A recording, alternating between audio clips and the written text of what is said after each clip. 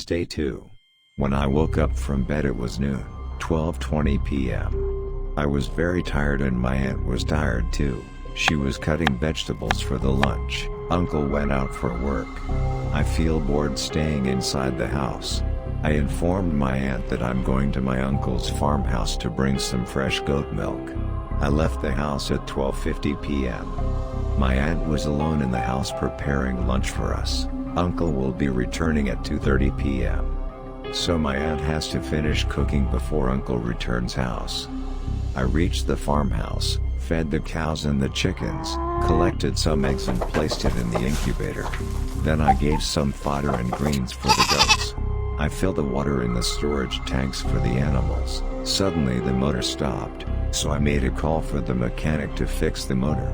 The mechanic said he will be at the spot within 30 minutes. I was waiting for him. My phone rang. It was my aunt. She was screaming in the phone. She asked me to return to the house as soon as possible. So I informed the farm labor to guide the mechanic and fix the issue. Gave him some money and returned my aunt's house. It was 1:35 p.m. She was very restless. I asked her what happened. She said that she felt like someone was following her inside the house wherever she goes. When she turns behind, there was none. Someone pushed her from the back. She fell in the kitchen, but there was no one. After hearing this, I got more terrified. My uncle returned house at 2:30 p.m. We are all having lunch. My aunt was explaining the incident to my uncle. My uncle got frustrated and he was deeply thinking to put a stop to this disturbance. He then left the house to the office. He was unable to concentrate on his work. He was thinking about the creepy incident and for him, the main aim is to save the family. He suddenly got an idea and called his friend to get help. His friend Raghu knows few people who can solve this. Raghu told my uncle not to worry, I will send you a warlock to your house, he is an expert in ghost hunting. It was 6:30 p.m. in the evening. The warlock came to my aunt's house. He said my uncle's friend Raghu gave the address. The warlock was not entering the house. He was standing in the portico area of the house and staring at something. He looks weird. He was wearing a saffron color kurta and dhoti, and was wearing 4 huge Rudraksha bead mala. His forehead was covered in ashes. We got frightened initially. He said, I'm here to help, don't worry. We stayed calm. He was checking the surrounding of the house and he entered the house. When he stepped into our hall, we all heard a strong roar from the corner of the hall. I and my aunt ran out to the portico. The warlock alone is standing in the hall. He saw the dark shadow running from corner to corner in the hall. After a few minutes later, it sounded like someone shouting at him to get out of the house. The sound was more intense. It was coming from the storeroom. He came out from the house to the portico and informed us that we have to buy some things for the ritual. We made a list and called our uncle and informed him to get the things from the market. We didn't enter the house. We all were waiting outside of the house. My uncle bought things needed for the ritual and returned house at 8:40 p.m. We gave the things to the warlock, and went out to have dinner.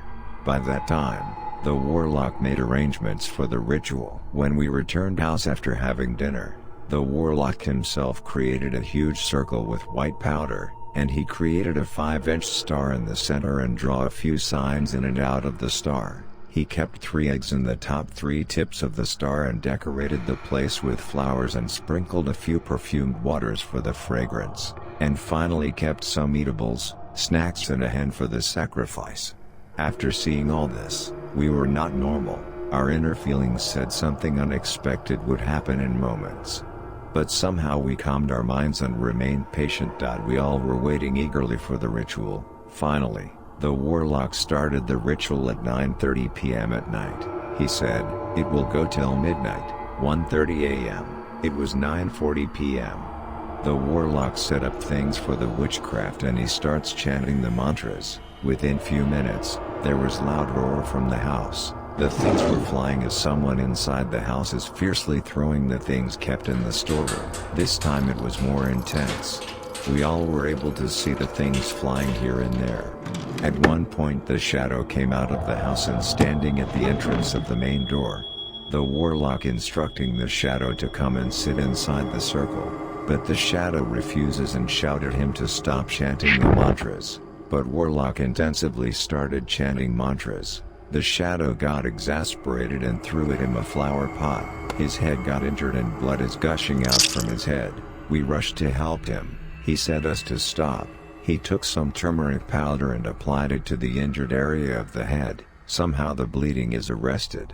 This time, the warlock got frustrated and took holy water from his pouch and sprinkled on the shadow by chanting some holy name, and also commanded the shadow to sit inside the circle. The shadow's aggression was controlled by the holy water and it came near the warlock and sat inside the circle. The warlock was asking the shadow, "Who are you? What is your name?" The shadow was deeply roaring, doesn't give any answers.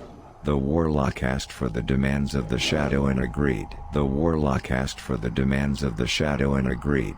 The agreement was, after the demands are fulfilled, the shadow must go into the jar. The shadow initially agreed and demanded brandy. The warlock offered a bottle full of brandy. Then the shadow demanded some eatables and snacks. The warlock offered.